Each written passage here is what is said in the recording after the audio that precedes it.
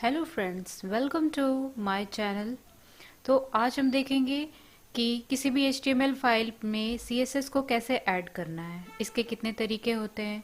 तो सबसे पहले हम ये जान लेते हैं कि CSS क्या होते हैं। CSS किसी भी HTML फाइल को ब्यूटीफाई करने के लिए होता है।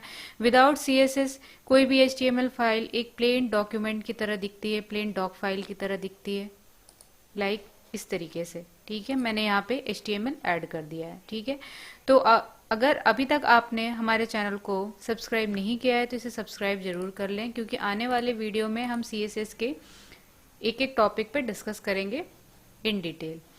तो चलिए देखते हैं। तो सबसे पहले मैंने यहाँ पे एक रैपर क्लास ले लिया और इसके अंदर एक h1 टैग ले लिया है, लाइक मैंने HTML ले लिया है। ठीक है, अब हम देखते हैं कि इसकी CSS कैसे लिखनी है।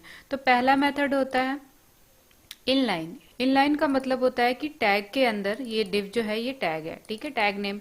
तो टैग नेम के अंदर ही with using of style attribute use करके we can add CSS। Like अगर अभी मुझे इसका बैकग्राउंड देना है ग्रे कलर का, ठीक है, तो एक तो ये तरीका हो गया इनलाइन CSS। तो इसे क्या कहते हैं? इनलाइन CSS कहते हैं कि if we add any CSS with the use of style attribute on the tag name, this is called inline CSS। ठीक है, तो ये हो गई inline CSS। ठीक है, अब दूसरा तरीका है with use of style tag inside of head section।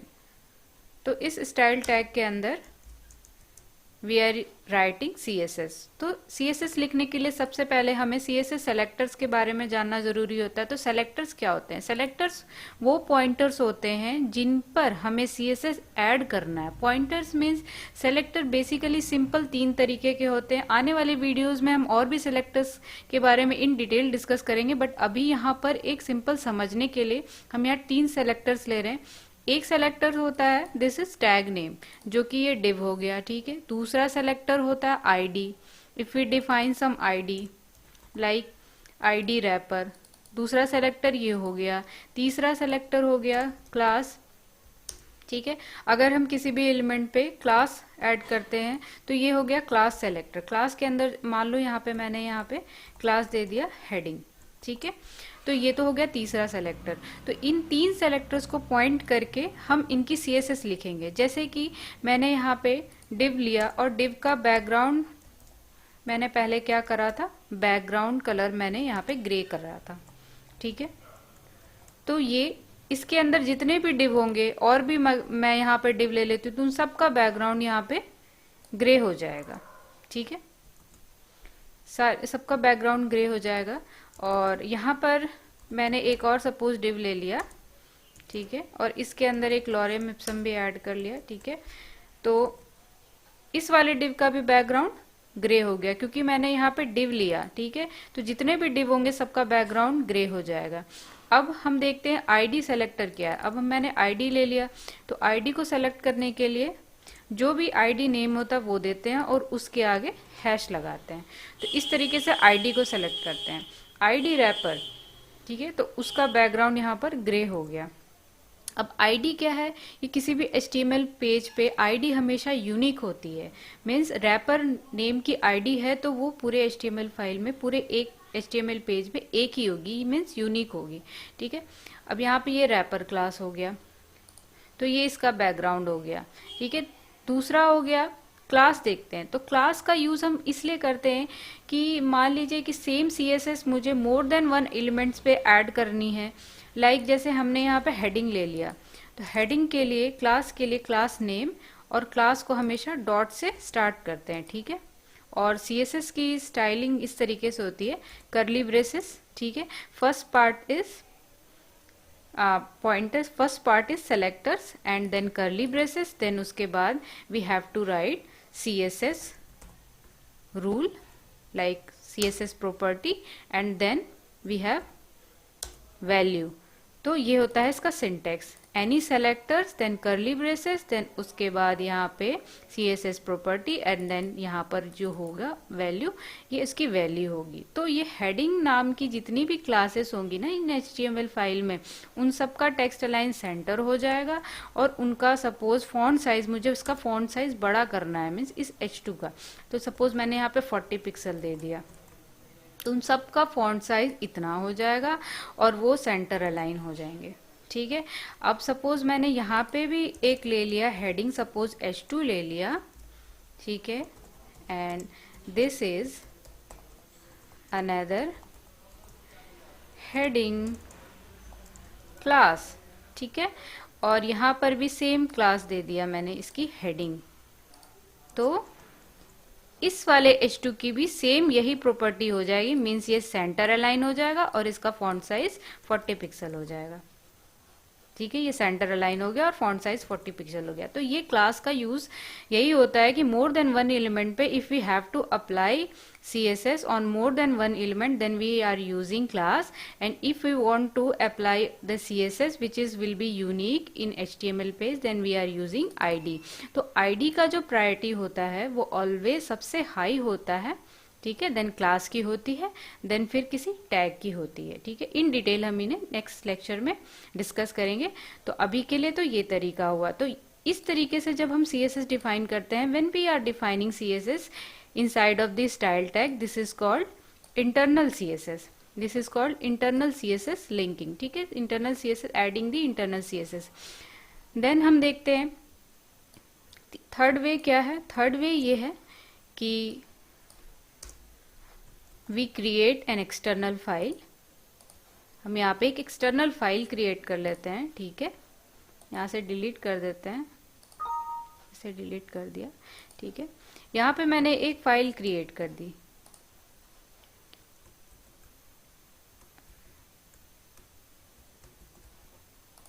We have created an external file, और इसमें जो मैंने CSS लिखी थी वो मैंने एज इट इज यहाँ पे कॉपी कर ली, and then we are saving this file with, चूंकि CSS की फाइल है तो ये .css एक्सटेंशन से सेव होगी। तो अभी मैंने यहाँ पर स्टाइल .css एक्सटेंशन से इसे सेव कर लिया।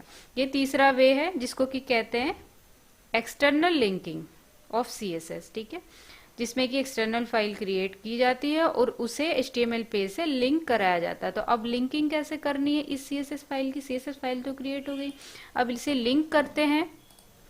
We are linking this CSS file with link tag, and relation क्या है इसमें? Style sheet. ठीक है, इस लिंक टैग से किसी भी स्टाइल शीट को लिंक कर सकते हैं। अब यहाँ पर हमें CSS का पाथ देना होता है। अब चूंकि जो HTML फाइल है और CSS की फाइल है सेम रूट पे, सेम लेवल पे, तो ये हो गई style.css। अब ये style.css इससे लिंक हो गई, वर्क कर रही है ये। अगर यहाँ से मैंने इसे रिमूव कर दिया तो CSS हट गई। ठीक है, तो ये तो हो गया external way of linking style sheet. ठीक है, तो तीन तरीके से होती है। एक तो इनलाइन, जैसे कि स्टाइल एट्रीब्यूट से उसी टैग पे डिफाइन कर देते हैं। दूसरा तरीका होता है with use of style tag, और थर्ड वे होता है when we creating an external file and linking to the HTML page. तो सबसे बेस्ट वे होता है we have to create an HTML file and then we are adding CSS and with the link tag. ठीक है, तो ये best तरीका होता है if we are creating any project. तो ये सिंपल वे है कि हम एक एक्सटर्नल फाइल क्रिएट कर लें एक्सटर्नल CSS की, और उसके बाद अपनी HTML फाइल से उसे लिंक कर दें। ठीक है, सो इनलाइन CSS की प्रायोरिटी सबसे हाई होती है, देन उसके बाद इंटरनल CSS की होती है, और देन उसके बाद एक्सटर्नल CSS की होती है। मींस अगर किसी डिव पे मैंने इनलाइन CSS डिफाइन कर रखी है, सपोज यहाँ पर मैंने इसका बैकग्राउंड मुझे ब्लैक चाहिए, सपोज यहाँ पे बैकग्राउंड ब्लैक चाहिए, और मैंने यहाँ पर डिव में डिफाइन कर रखा है रैपर, इसकी ID रैपर है। रैपर में मैंने यहाँ पे डिफाइन किया हुआ है बैकग्राउंड ग्रे, और इनलाइन मैंने यहाँ पे डिफाइन कर दिया बैकग्राउंड ब्लैक। ठीक है, और कलर मैंने डिफाइन कर लिया वाइट। ये देख लेते हैं। तो ये वाला बैकग्राउंड आया, इट मीन्स कि इस CSS को ये वाली CSS ओवरराइड कर रही है, तो इनलाइन CSS की प्रायोरिटी सबसे हाई होती है। देन उसके बाद सपोज यही CSS, सेम CSS अगर हम इसे स्टाइल टैग के अंदर लिख देते हैं, ठीक है, स्टाइल टैग के अंदर लिख दिया हमने एंड यहाँ पर दे दिया ID रैपर, ठीक है, करली ब्रेसेस, यहाँ पर सेलेक्टर, करली ब्रेसेस, CSS प्रॉपर्टी, वैल्यू, ठीक है, इस तरीके से। तो अब किसकी प्रायोरिटी हाई होगी, ठीक है, यहाँ पर इसको रहने देते हैं, यहाँ पर मैंने ब्लैक दे दिया, ठीक है। अभी यहाँ पर हम देते हैं इसका बैकग्राउंड कलर, सपोज यहाँ पे बैकग्राउंड मैंने दे दिया ब्लू, ठीक है, और यहाँ पर रैपर का बैकग्राउंड क्या है, ग्रे है, ठीक है। यहाँ पर मैंने ब्लैक दे दिया और यहाँ पर मैंने ब्लू दे दिया। तो मैंने बताया कि जो इनलाइन CSS होती है उसकी प्रायोरिटी सबसे हाई होती है, तो कौन सी CSS ये लेगा, रैपर की ब्लैक वाली लेगा। देखो ये ब्लैक आ रहा है, ठीक है। अब इसे रिमूव करते हैं, अब कौन सी CSS लेगा, ब्लू, बिकॉज इनलाइन CSS के बाद इंटरनल CSS की प्रायोरिटी होती है हाई, ठीक है, और सबसे बाद में होती है एक्सटर्नल CSS फाइल की। तो ये तो होगी प्रायोरिटी की, ठीक है, सबसे ज्यादा इनलाइन की, देन इंटरनल की और उसके बाद एक्सटर्नल की। सो ये थी detail video about linking CSS file to any HTML file. So this was the video about the CSS linking, how to add the CSS on the HTML file. If you like this video, please like, share and subscribe to our channel. Thanks for watching.